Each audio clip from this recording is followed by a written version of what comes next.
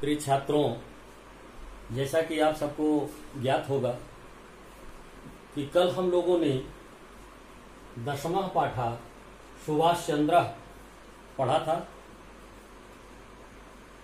उसका व्याकरण का कुछ अंश हम आपको नहीं पढ़ा पाए थे, उसका अध्ययन आज हम करेंगे। आइए कुछ कठिन शब्दों का यहाँ पर अर्थ मैंने लिखा है। जैसे एक शब्द है प्राड विवाकः, इसका अर्थ होता है वकील। यह क्यों आया? इसलिए कि सुभाष चंद्र जी के पिताजी एक वकील थे, अधिवक्ता थे। दूसरा शब्द यहां पर आया है भृत्यत्वम्। भृत्यत्वम् का अर्थ है सेवा। कैसी सेवा? नौकरी। वह नौकरी कैसी थी? अंग्रेजों की सेवा करना था। इसलिए सुभाष चंद्र बोस जी ने आईसीएस की परीक्षा पास करने के उपरांत उस पद को उन्होंने त्याग दिया। एक शब्द है भीता।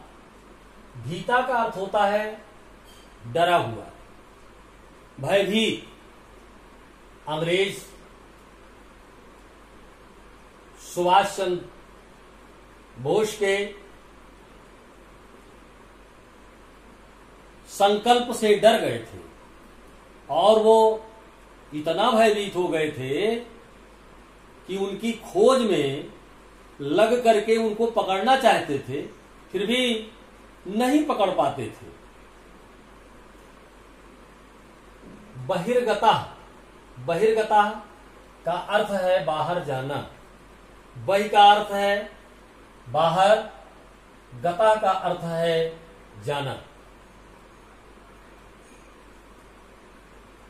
यह बहिर्गता शब्द वहां आया है जहां पर उनको बाहर जाने के लिए विचार में आ गया उनके कि हम यहां से बाहर चले जाएं, तो बहिर्गता शब्द आ गया। इसी तरह से अवधान पूर्वकम। अवधान पूर्वकम का अर्थ होता है ध्यान पूर्वक, अर्थात निरीक्षण करते हुए उनका ऐसा निरीक्षण किया गया कि उनको पकड़ लिया जाए, लेकिन अंग्रेज शासन की पुलिस उनको नहीं पकड़ पाई। इसी तरह से यूयम शब्द आया है जिसका अर्थ होता है तुम शब्द। यह युष्मद् शब्द का रूप है और प्रथमा विभक्ति का, जिसमें त्वम, युवाम, यूयम शब्द आता है। एक वचन, द्विवचन और बहुवचन। तो यहां पर बहुवचन शब्द का प्रयोग हुआ है। आइए इसी तरह से व्याकरण पर अपनी दृष्टि डालते हैं। मैंने आपको बताया था, जैसे यहां पर रथे अश्य लिखा हुआ है, तो जब इस प्रकार का चिन्ह आपको मिले तो पूर्व रूप संधि का वहां पर निश्चित रूप से आपको विचार करना चाहिए, और इसीलिए यहां पर पूर्व रूप संधि हुई है।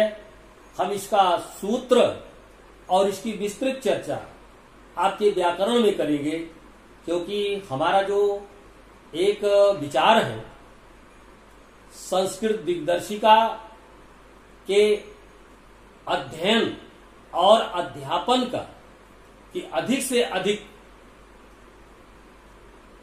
छात्र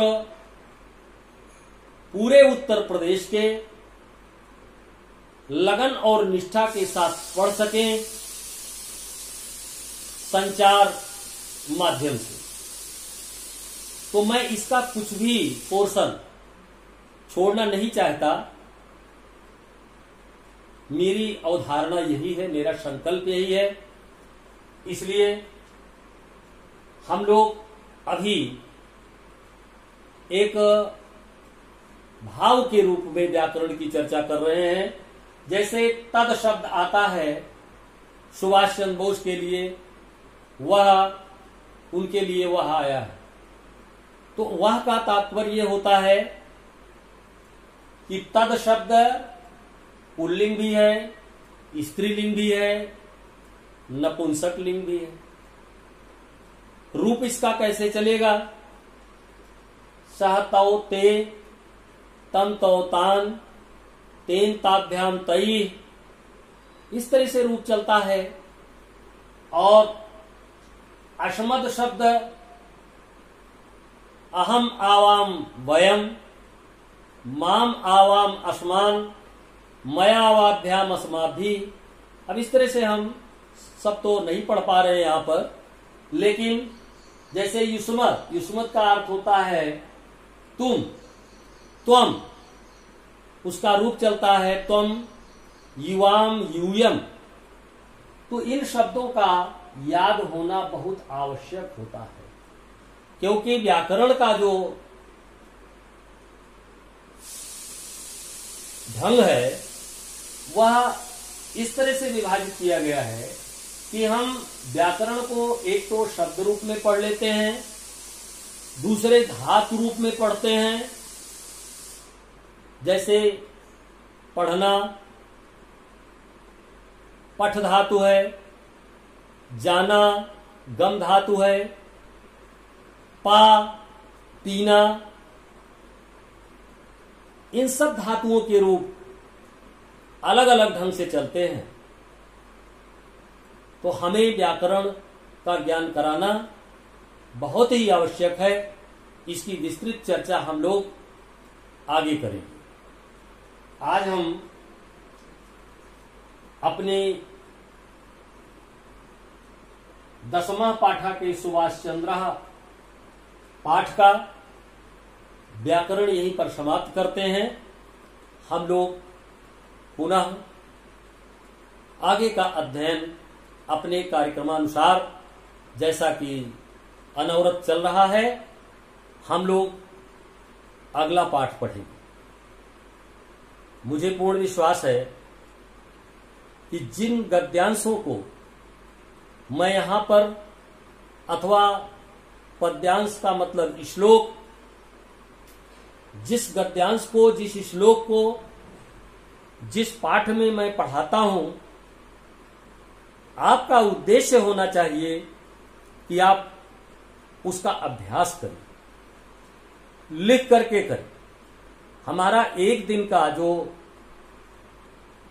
क्लास होगा वह केवल यही बताना होगा कि किस तरह से आप अपनी परीक्षा में अच्छे अंक ला सकते हैं। आपकी लेखन शैली कैसी होनी चाहिए, क्योंकि कई लाख विद्यार्थी परीक्षा देते हैं। उन विद्यार्थियों में अपना एक विशिष्ट स्थान बनाना, प्रदेश में स्थान प्राप्त करना, ये बहुत साधारण बात नहीं होती। लेकिन अगर आपने इरादा बना लिया है तो कोई काम नहीं है मुश्किल, क्योंकि मुश्किल कार्य भी आसान हो जाता है। मुश्किलें होती हैं, मुश्किलें तो जीवन में आती रहती हैं, लेकिन वो भी बड़ी मुश्किल से आसान हो जाती हैं।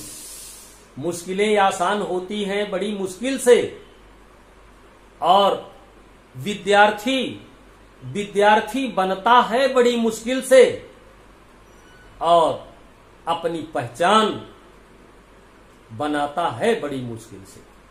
मेरी शुभकामनाएं हैं, आपको अच्छे अंक मिले, परीक्षा में आप पढ़ करके उत्तीर्ण होकर के यशस्वी हों, अपना नाम कमाएं और अपने गुरुजनों का मान बढ़ाएं, अपने परिवार का मान बढ़ाएं। इन्हीं शब्दों के साथ आज कक्षा विश्रांत लेती है। हम लोग पुनः अध्ययन करेंगे। मेरी बहुत बहुत शुभकामनाएं आप सबको। स्वस्थ रहें और पास पड़ोस के लोगों को भी स्वस्थ रहने का प्रचार प्रसार करें।